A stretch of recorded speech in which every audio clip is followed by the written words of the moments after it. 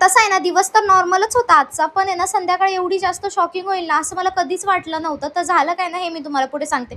Normally मी सगळी घरातली कामं वगैरे आवरली. संध्याकाळच्या वेळेस भूक लागली होती म्हणून मॅगी वगैरे केली आणि त्यानंतर आम्ही दोघांनी ती फस्तसुद्धा केली.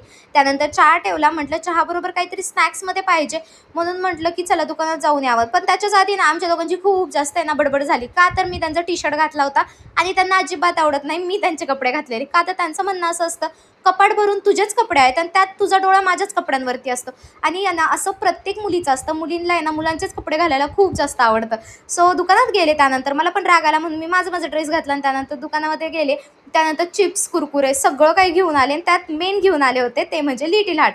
कोण कोण खाता अजूनही लिटिल हार्ट हे नक्की मला कॉमेंट करून सांगा. त्यानंतर संध्याकाळच्या वेळेत आहे ना मला इतकं छान असं कोलॅबचं पार्सल रिसीव्ह झालं आणि ते बघून मी खरंच शॉक होते, की यार एवढ्या मोठ्या ब्रँडने आपल्याला अप्रोच केलं आणि ते सगळं शक्य झाले ते म्हणजे तुमच्यामुळे. खरंच थँक्यू सो मच. त्यामध्ये माझी मेहनत आहे आणि देवाचा आशीर्वादसुद्धा आहे.